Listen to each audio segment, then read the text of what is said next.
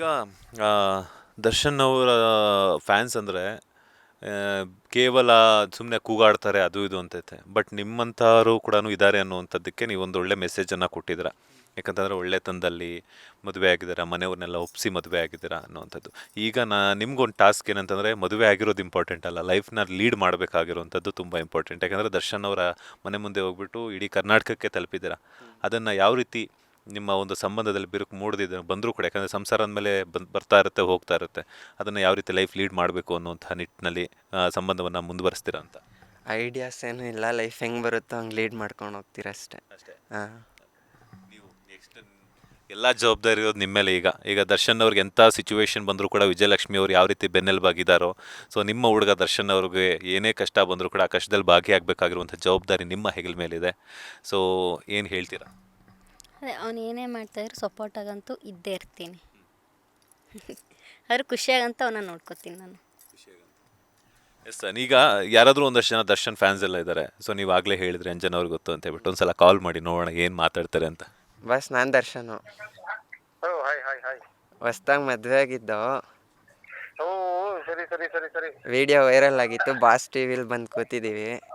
Okay okay okay. ಅದಕ್ಕೆ ಲೈವಾಗಿ ಕಾಲ್ ಮಾಡಿ ಅಂತಂದರು, ಮಾಡಿದ್ದೀನಿ ಬಸ್. ಓ ಸರಿ ಸರಿ ಸರಿ ಹೇಳಿ. ಅವ್ರು ಕೇಳ್ಕೊಡ್ತೀನಿ ನೋಡಿ. ಮೊದಲನೇದಾಗಿ ಹಾಂ, wish happy married life. Thank you ನಾನು ಬಾಸ್. ನೋಡಿದೆ, ಯಾವಾಗ ನಿನ್ನೆ ನೋಡಿದೆ ವಿಡಿಯೋ ವೈರಲ್ ಆಗಿತ್ತದು. ಹಾಂ ಬಾಸ್. ಅದೇ ಏನಪ್ಪ ಸಡನ್ ಆಗಿ ಮದುವೆ ಆಗ್ಬಿಟ್ಟವ್ರೆ, ಒಂದು ಇಂಟಿಮೇಷನ್ ಮಾಡಿಲ್ವಲ್ಲ ಅಂತ ಅನ್ಕೊಂಡೆ ಅಂತ. ಗ್ರ್ಯಾಂಡಾಗಿ ಆಗಿರ್ನಿಲ್ಲ ಬಾಸ್, ಸಿಂಪಲ್ ಆಗಿ ಅದೇ ಆಗಿತ್ತು. ಗೊತ್ತಾಯ್ತು, ನೀವು ಟೆಂಪಲ್ ಅಲ್ಲಿ ಆಗಿದ್ದೀರಾ, ಆಮೇಲೆ ಬಸ್ ಮನೆ ಹತ್ರ ಹೋಗಿದ್ದೀರಾ. ಹೌದೌದು ಬಾಸ್. ನೋಡ್ದೆ ನೋಡ್ದೆ ನೋಡ್ದೆ. ಕೊಡ್ತೀನಿ ಅವ್ರ ಕೈಲಿ ಮಾತಾಡಿ ಬಾಸ್. ಕೊಡಿ ಕೊಡಿ ಕೊಡಿ ಕೊಡಿ. ಅಂಜನ್ ಅವರೇ ನಮಸ್ತೆ, ಹೇಗಿದ್ದೀರಾ? ಸರ್ ನಮಸ್ತೆ ಸರ್, ಆರಾಮ ಸರ್, ಚೆನ್ನಾಗಿದ್ದೀನಿ ಸರ್.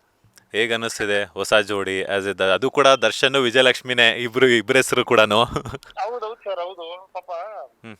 ಆಕ್ಚುಲಿ ಅವರು ನನಗೆ ಪರಿಚಯ ಆಗಿದ್ ಹೇಗೆ ಅಂದ್ರೆ, ಈಗ ಹೆಬ್ಬಳದಲ್ಲಿದ್ರು ಅವರು. ಹ್ಮ್. ಅಲ್ಲಿಂದ ಸರ್ ಬಾಸ್ ಜೊತೆ ಒಂದು ಫೋಟೋ ತೆಗೆಸ್ಕೊಳಕ್ ಆಗ್ಲಿಲ್ಲ. ಹ್ಮ್. ಅಟ್ಲೀಸ್ಟ್ ನಿಮ್ಮನ್ನ ನೋಡಿದ್ರೆ ಅವ್ರನ್ನ ನೋಡ್ದಂಗ್ ಆಗುತ್ತೆ, ನಿಮ್ಮನ್ನ ಭೇಟಿ ಆಗ್ಬೇಕು ಅಂತ ಬಂದಿದ್ದು ಸರ್ ನನ್ನ ಹತ್ರ. ಹ್ಮ್. ಬಂದು ಈ ರೀತಿ ಮೀಟ್ ಮಾಡಿದ್ರು. ಹ್ಮ್. ಆಮೇಲೆ ಫುಲ್ ಎಕ್ಸೈಟ್ಮೆಂಟ್ ಆಗ್ಬಿಟ್ರು. ಹ್ಮ್. ಫುಲ್ ಶಾಕ್ ಆಗ್ಬಿಟ್ರು ಅವ್ರನ್ನ ನೋಡಿ. ಸಾಕಷ್ಟು. ಮುಂಚೆಗಡೆ ನಿಂತ್ಕೊಂಡ್ರೆ ಅವರೇ ಕಣ್ಮುಂದೆ ನಿಂತ್ಕೊಂಡಂಗ್ ಆಗುತ್ತಲ್ಲ ಸರ್ ಅಂತ. ಅದೇ ಅದೇ ಅದೇ ಅದೇ ಅದೇ ಅದೇ ಈಗ ಖುಷಿ ದರ್ಶನ್ ಆಯ್ತು ಸರ್. ಅಂದ್ರೆ ಅವ್ರಿಗೆ ದೇವರು ಆರೋಗ್ಯ ಕೊಟ್ಟು ಕಾಪಾಡ್ಲಿ ಸರ್, ಚೆನ್ನಾಗಿ ಬಾಳಿಸ್ಲಿ ಸರ್ ಅಷ್ಟೇ. ಯಾಕಂದ್ರೆ ಇವತ್ತಿನ ಇದ್ರಲ್ಲಿ ಜನರೇಷನ್ ಅಲ್ಲಿ ಸರ್, ನಾವ್ ಇನ್ಸ್ಟಾಗ್ರಾಮ್ ಮತ್ತೆ ಇದ್ರೆಲ್ಲ ನೋಡ್ತಾ ಇದೀವಲ್ಲ, ಯೂಟ್ಯೂಬ್ ಅಲ್ಲಿ ಮಾಮೂಲಿ ಫ್ಯಾಮಿಲಿ ಕಿತ್ತಾಟಗಳು, ಅದಾದ್ಮೇಲೆ ಸುಮ್ನೆ ಚಿಕ್ಕ ಚಿಕ್ಕ ಮ್ಯಾಟರ್ಗಳಿಗೆ ಏನೆಲ್ಲ ಎತ್ಕೊಂಡು ಹೋಗ್ಬಿಡುತ್ತೆ. ಸೊ ಅವ್ರಿಬ್ರು ಅನ್ಯೋನ್ಯವಾಗಿ ಮಾಡಿದ್ರೆ ಸಾಕು ಸರ್, ಅದೇ ಸಂತೋಷ ಸರ್ ಕೊನೆವರೆಗೂ.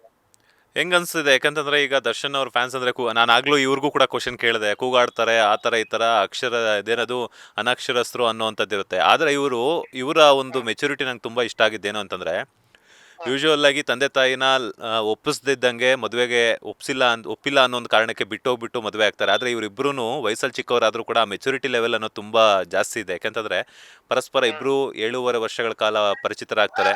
ಅದಾದ ನಂತರ 1.5 ಇಯರ್ ಲವ್ ಮಾಡಿಕೊಂಡು ಎರಡೂ ಮನೆಯವರನ್ನು ಒಪ್ಪಿಸಿ ಮದುವೆಯಾಗಿ ಅಲ್ಲಿಂದ ಮತ್ತೆ ದರ್ಶನ್ ಅವರ ಮನೆ ಹತ್ರ ಬಂದು ಇವತ್ತು ಕರ್ನಾಟಕಕ್ಕೆ ಮಾದರಿ ಜೋಡಿಯಾಗಿದ್ದಾರೆ. ಅಂತ ಒಂದು ದರ್ಶನ್ ಫ್ಯಾನ್ಸ್ ಇವತ್ತು ಕರ್ನಾಟಕಕ್ಕೆ ಒಂದೊಳ್ಳೆ ಸಂದೇಶವನ್ನು ಕೊಟ್ಟಿದ್ದಾರೆ, ತಂದೆ ತಾಯಿನ ಒಪ್ಪಿಸಿ ಮದುವೆಯಾಗಿ ಸಂತೋಷವಾಗಿರೋಣ ಅಂತ. ನಿಮ್ಗೆ ಎಷ್ಟು ಖುಷಿ ಆಗ್ತಿದೆ ಆಸ್ ಎ ದರ್ಶನ್ ಅವರ ಫ್ಯಾನ್ ಆಗಿ? ಸರ್ ಹೌದು ಸರ್, ನಿಜವಾಗ್ಲೂ ನಿನ್ನೆ ವಿಡಿಯೋ ವೈರಲ್ ಆಗಿದ ತಕ್ಷಣ ಶಾಕ್ ಆಯ್ತು ಸರ್. ನಾನು ಕಾಲ್ ಮಾಡೋಣ ಅಂತ ಅನ್ಕೊಂಡೆ, ಒಂಚೂರು ಮನೆಗೆ ಐಟಮ್ಸ್ ಗಳು ತಗೋತಾ ಇದ್ನಲ್ಲ ಅಂತ ಹೇಳಿ ಒಂದ್ ಸ್ವಲ್ಪ ಬಿಸಿ ಆಗ್ಬಿಟ್ಟೆ ಅಷ್ಟೇ ನಾನು. ನಾನೇ ಆಮೇಲೆ ಅವ್ರು ಕಾಲ್ ಮಾಡ್ತಾ ಇದ್ದೆ, ನಾನು ಕಾಲ್ ಮಾಡಿ ವಿಶ್ ಮಾಡ್ತಾ ಇದ್ದೆ. ಸಡನ್ ಆಗಿ ಇವಾಗ ಸರ್ಪ್ರೈಸ್ ಕೊಟ್ಬಿಟ್ರು ಅವರು ಕಾಲ್ ಮಾಡಿ ಬಾಸ್ ಟಿವಿ ಇಂದ.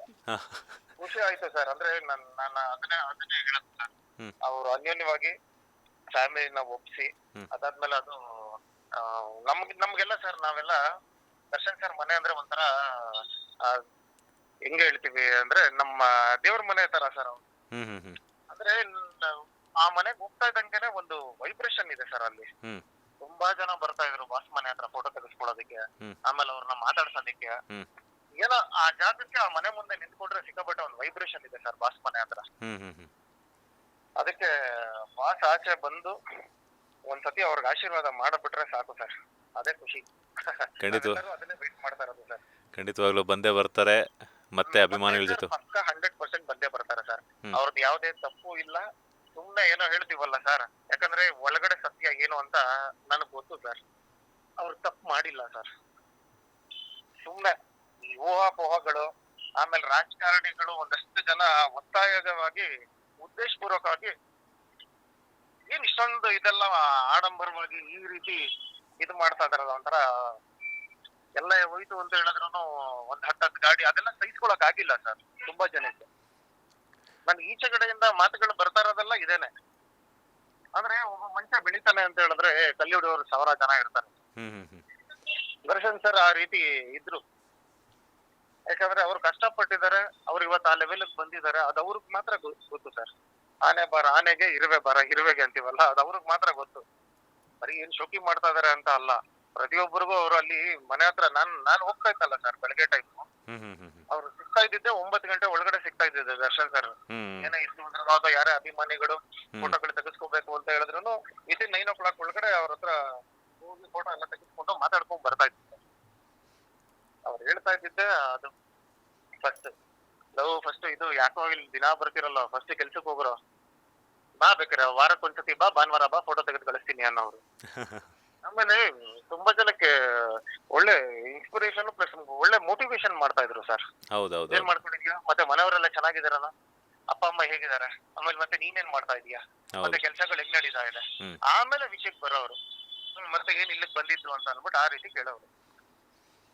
ಅಂದ್ರೆ ಅಷ್ಟು ಒಬ್ಬೊಬ್ರಿಗೂ ವಿಚಾರಿಸ್ಕೊತಾ ಇದ್ರು ಸರ್. ಹೌದೌದು. ಆಮೇಲೆ ಇವಾಗ ನಾವೇನಾದ್ರೂ ಇಲ್ಲ ಒಂಚೂರು ಏನೋ ಪ್ರಾಬ್ಲಮ್ ಅಲ್ಲಿ ಇದೀವಿ ಅಂದ್ರೆ ಅವ್ರಿಗೆ ಗೊತ್ತಾಗ್ಬಿಡ್ತಾ ಇತ್ತು. ಸರಿ ಏನಿದೆ ಇವಾಗ ಕೆಲ್ಸ ಅನ್ನೋರು, ಅಣ್ಣ ಏನಿಲ್ಲ ಅಂದ್ರೆ ಹೌದಾ ಸರಿ ಒಂದ್ 11 ಗಂಟೆಗೆ ಇದತ್ರ ಬಂದ್ಬಿಡು ಸೆಟ್ ಹತ್ರ ಅಂತ ಅನ್ನೋರು. ಅಲ್ಲಿ ಕರೆಸ್ಕೊಡೋರು ಮತ್ತೆ ಇಲ್ಲಿ ಬೇಡ ಇಲ್ಲೇನೋ ಮಾತಾಡೋದು ಅಂತ. ಅಂದ್ರೆ ಸೂಕ್ಷ್ಮವಾಗಿ ಅವ್ರಿಗೆ ಗೊತ್ತಾಗ್ಬಿಡೋದು ಸರ್. ಒಂದು ಏನಾಯ್ತು ಅಂದ್ರೆ ನಾನ್ ತುಂಬಾ ಹತ್ರದಿಂದ ನೋಡಿದ್ದೀನಿ ಅವ್ರನ್ನ ದರ್ಶನ್ ಸರ್ನ. ಅದಕ್ಕೆ ನಾನು ಅವ್ರ ಬಗ್ಗೆ ಮಾತಾಡೋದಕ್ಕೆ ಒಂದು ಖುಷಿ ಪ್ಲಸ್ ಇನ್ನೊಂದು ಏನೋ ಒಂದು ವೈಬ್ರೇಷನ್ ಅವ್ರಿಗೆ. ನನ್ನ ಫ್ರೆಂಡ್ಸ್ ಗಳಿಗೆಲ್ಲ ತುಂಬಾ ಜನಕ್ಕೆ ಹೋಗಿ ಫೋಟೋಸ್ಗಳು ಕೊಡ್ತಿದ್ದೀನಿ ಸರ್. ಗುರು ಒಂದೇ ಒಂದು ಫೋಟೋ ಗುರು ಅಂತ ರಾಮನಗರದಿಂದ, ಮೈಸೂರಿಂದ ಎಲ್ಲ ಬರೋರು. ಅವ್ರ ಪಕ್ಕದಲ್ಲಿ ನಿಂತ್ಕೋತಾ ಇದ್ದಂಗೆ ಏನೋ ಒಂದು ಎನರ್ಜಿ ಪಾಸ್ ಆಗೋದು ಸರ್. ನಾನು ತಮಾಷೆ ಕೇಳ್ತಾ ಇಲ್ಲ, ಸೀರಿಯಸ್ ಆಗಿ. ತುಂಬಾ ವಿಚಾರಗಳನ್ನ ಹಂಚ್ಕೊಂಡ್ರಿ. Lucky hand sir. ಅವ್ರೇನಾದ್ರು ಬಂದು ಸಿನಿಮಾ ಮುಹೂರ್ತಕ್ಕೆ ಕ್ಲಾಪಿಂಗ್ ಮಾಡ್ತು ಅಂತ ಹೇಳಿದ್ರೆ ಬೇರೆ ಲೆವೆಲ್ ಇರೋದು. ಹೌದೌದೌದೌದು. ತುಂಬಾ ಜನ ಸಿನಿಮಾ ಇಂಡಸ್ಟ್ರಿಲಿ ರವಿ ಸರ್, ದರ್ಶನ್ ಸರ್, ಇವ್ರಿಬ್ರಲ್ಲಿ ಯಾರನ್ನಾದ್ರೂ ಕರ್ಸಪ್ಪ ಪರವಾಗಿಲ್ಲ ಮುಹೂರ್ತಕ್ಕೆ ಕ್ಲಾಪ್ ಮಾಡಕ್ಕೆ ಅಂತ ಅನ್ನೋರು. ನಾನು ಅದಕ್ಕೆ ಏನಕ್ಕೆ ದರ್ಶನ್ ಸರೇ ಬರಬೇಕು ಅಂತ ಕೇಳಿದಾಗ ಅವಾಗ ಇಲ್ಲಪ್ಪ ಅವ್ರು ಲಕ್ಕಿ ಹ್ಯಾಂಡ್ ಅನ್ನೋರು. ಹೌದಾ, ಆಮೇಲೆ ಗೊತ್ತಾಯ್ತು ಸರ್ ನಮ್ಗೂನು. ಏನೇ ಒಂದು ಗಾಡಿ ತಗೊಂಡ್ರು ಇವತ್ತು ಯಾತಕ್ಕೆ ಜನ ಅವ್ರ ಮನೆ ಮುಂದೆ ಹೋಗಿ ಒಂದು ಆಟೋಗ್ರಾಫ್ ಹಾಕ್ಕೋತಾರೆ ಅಂದ್ರೆ ಆ ಗಾಡಿನ ವಾಪಸ್ ಮತ್ತೆ ಎಲ್ಲೂ ಮಾರಕ್ ಹೋಗಲ್ಲ, ಅದು ಅವ್ರ ಹತ್ರನೇ ಇರುತ್ತೆ ಕೊನೆವರೆಗೂ ಆ ಗಾಡಿ. ಆತರ ವ್ಯಕ್ತಿ. ದರ್ಶನ್ ಸರ್ ಬಗ್ಗೆ ಹೇಳ್ಬೇಕು ಅಂದ್ರೆ ಒಂದು 24 ಗಂಟೆ ಕುತ್ಕೊಂಡ್ರು ನಾನು ತುಂಬಾ ಹತ್ರದಿಂದ ನೋಡಿದೀನಿ ಸರ್. ಯಾಕಂದ್ರೆ ಜಿಮ್ಗೆ ಬರ್ತಾ ಇದ್ರು, ಬಂದು ವರ್ಕೌಟ್ ಅಂದ್ರೆ ವರ್ಕೌಟ್ ಟೈಮ್ ಮಾತ್ರ ಮಾಡೋರು. ಆ ಟೈಮಲ್ಲಿ ಫೋನ್ ಕಾಲ್ಸ್ ಅಟೆಂಡ್ ಮಾಡೋದು, ಇನ್ ಬೇರೆಯವ್ರ ಹತ್ರ ಮಾತಾಡೋದು, ಅಷ್ಟೇ ಕೆಲಸ ಮಾಡ್ತಾ ಇದ್ದವ್ರು. ಈವನ್ ಶೂಟಿಂಗ್ ಅಲ್ಲೂ ಕೂಡ ಅಷ್ಟೇನೆ. ಸಿನಿಮಾ ಆಯ್ತಾ ಅವ್ರದ್ದಾಯ್ತಾ ಅಷ್ಟೇ, ಬಟ್ ಅಬ್ಸರ್ವೇಷನ್ ತುಂಬಾ ಮಾಡೋರು. ಈಗ ಶೂಟಿಂಗ್ ಅಲ್ಲಿ ಸೆಟ್ ಅಲ್ಲಿ ನೋಡಿರ್ತಾರೆ ಅಂತ ಅನ್ಕೊಳ್ಳಿ, ಅದಾದ್ಮೇಲೆ ಮನೆ ಹತ್ರ ಹೋಯ್ತು ಅಂದಾಗ ತುಂಬಾ ಜ್ಞಾಪಶಕ್ತಿ ಇದೆ ಅವ್ರಿಗೆ ಸಿಕ್ಕಾಪಟ್ಟೆ. ನೀವ್ ಒಂದ್ 10 ವರ್ಷ ಬಿಡ್ಕೊಂಡು ಹೋಯ್ತು ಅಂದ್ರೂ ಕಂಡಿಡಿತಾರೆ. ಲಾಸ್ಟ್ ನೋಡಿದ್ ಇಷ್ಟನೇ ತಾರೀಕು ತಾನೆ, ಇಷ್ಟನೇ ತಿಂಗಳಲ್ಲಿ ತಾನೆ ಅಂತ ಹೇಳ್ತಾರೆ. ಹೌದೌದೌದು. ಸಾಕಷ್ಟು ಎನರ್ಜಿ ಮನುಷ್ಯ ಸರ್ ದರ್ಶನ್ ಸರ್.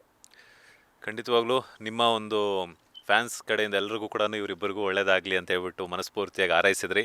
ಒಳ್ಳೇದಾಗ್ಲಿ ನಿಮ್ಗೂ ಕೂಡ sir. Thank you so much sir. Thank you sir. Thank you sir. Thank you. Darshan, boss ಇದು ಒಂದ್ಸತಿ ಎಲ್ಲ ನೀವು ಫ್ರೀ ಮಾಡ್ಕೊಂಡು ನಮ್ಮ ಮನೆಗೆ ಊಟಕ್ಕೆ ಬನ್ನಿ. ಸರಿ ಬಾಸ್, ಆಯ್ತು.